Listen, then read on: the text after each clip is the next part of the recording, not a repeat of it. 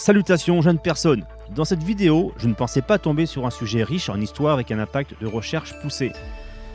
Lors de mon passage, je pensais juste voir un menhir. En fait, non. Pour meubler ma voix, j'ai pris ici et là des images illustrant un maximum une réalité d'époque avec quelques-unes de mes prises de vue. Ce qui veut dire que toutes les photos qui ne sont pas sur ce menhir ne sont pas de moi. Bien évidemment, là où j'ai absolument pas d'image, vous aurez un petit loading comme maintenant. C'est une vidéo qui sera à la fois vidéo, à la fois podcast. Bonne découverte et bonne vidéo.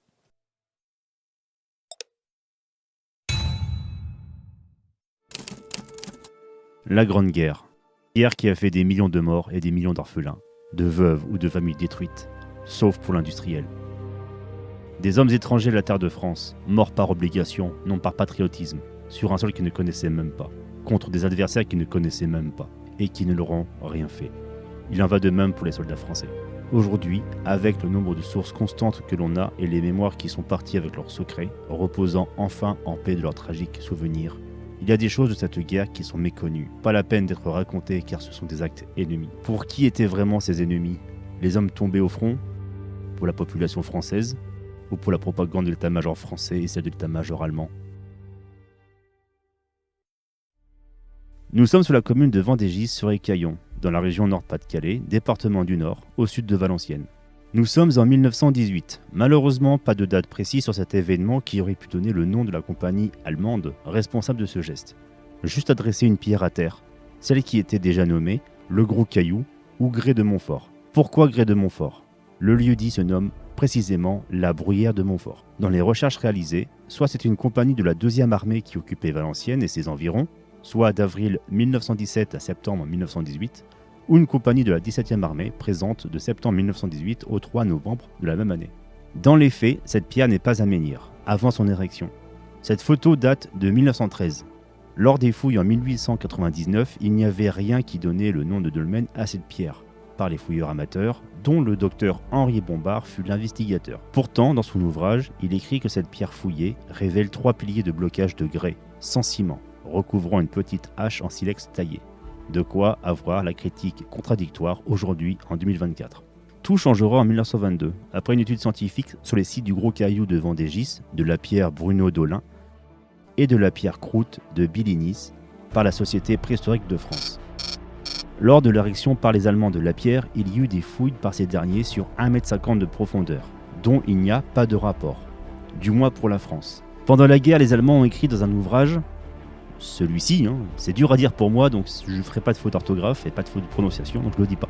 Et signifie littéralement en français ville et château du nord de la France, qui met en lumière divers monuments mégalithiques du département du Nord. Peut-être que le rapport de fouille est dans cet ouvrage. Pour être franc, je n'ai pas cherché plus loin du côté allemand.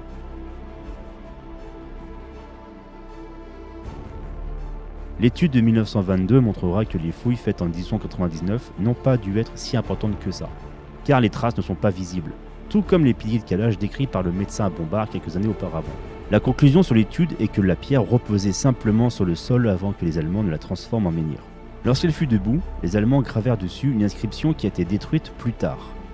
Hippolyte Biziot, maire de Vendégis à cette époque, crut que cette inscription commémorait une victoire gagnée par la compagnie allemande, et la pierre fut mise à la verticale en souvenir, avec le nom du capitaine et une croix teutonique au-dessus. Pour les scientifiques qui étudiaient le site en 1922, la gravure allemande était plus à même de citer la victoire d'avoir réussi à mettre debout cette pierre dans un effort considérable, sachant que plusieurs années avant, les locaux n'ont pas pu la déplacer pour la construction future d'un calvaire. Elle aurait servi dans le sous-bassement. Elle a été soulevée sur des madriers sans aucune suite de déplacement, donc elle a été laissée là. Pour la croyance locale, le fait de ne pas avoir pu la déplacer fait dire que c'est une pierre sacrée et que c'est un sacrilège d'y toucher. Si l'on ne met pas la main sur le document allemand qui pourrait donner une réponse concrète, si tant que ce document existe, sur la raison de dresser un menhir, nous sommes aujourd'hui sur de nombreuses hypothèses, comme celle par exemple de montrer la supériorité allemande de planter une pierre que même les Français n'ont pas pu déplacer, ou encore juste à passer le temps. En 1800, il y avait une 50aine de pierres aux alentours qui ont connu quant à elles une destruction qui a servi de pavé. Il a été retrouvé sous certaines de ces pierres des ossements de grande taille. Malheureusement, il ne reste plus rien en 1922. C'est tout de même une pierre en grès imposante où se trouvent des cupules et des gravures. Sans savoir si ces dernières ont apporté le caractère sacré de cette pierre, ou si c'est une érosion, ou encore lors de l'écarissage de cette dernière. Lorsque j'en ai fait le tour, en arrivant dessus, j'étais impressionné par son épaisseur. Là, les dimensions sont assez carrées. 2,30 m de haut de sa face nord, 2 m à sa face sud, une largeur en bas qui se situe à 1,20 m à 2,30 m, pour une épaisseur constante de 1,20 m. Elle n'a pas vraiment de situation géographique que l'on peut connaître sur d'autres menhirs, comme par exemple les faces est-ouest des menhirs de Monteneuf, dont j'ai déjà accordé un sujet il y a quelques années. Ces mêmes orientations que l'on trouve sur beaucoup de menhirs de la face atlantique. Le grès de Montfort est placé au centre d'une station néolithique importante connue, ce qui pourrait donner une véritable dalle de couverture d'origine. Pas de rendu de fouille et le déplacement de la pierre de l'axe horizontal à l'axe vertical a dû faire disparaître le mobilier qui aurait pu réellement prouver de son existence en tant que dolmen. Je rappelle que depuis le concile d'Arles en 452, c'est la première fois où l'on trouve l'obligation de détruire tout ce qui tourne aux croyances païennes, qu'avec l'expansion de la religion chrétienne de tout le Moyen-Âge, tout comme l'extension de parcelles agricoles ou encore le besoin en pierre pour la construction, font que beaucoup de menhirs et dolmens ont été détruits. Sur ce sujet, j'ai trouvé de tout sur internet, autant dire que beaucoup disent des conneries pour faire venir le touriste. Sans compter ceux qui racontent que c'est un monument mégalithique mis en place au néolithique sans aucune preuve scientifique. Et le pire, c'est ce petit panneau posé à côté du menhir qui, en une phrase, contredit toute ma recherche sourcée et historique sur le sujet. On sait pourtant que ce sont les Allemands qui l'ont mise debout. Alors pourquoi le mettre au conditionnel ? Même la date est erronée sur ce panneau.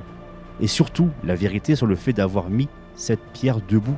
Il est écrit « Observatoire ». Qui était là pour dire ça ?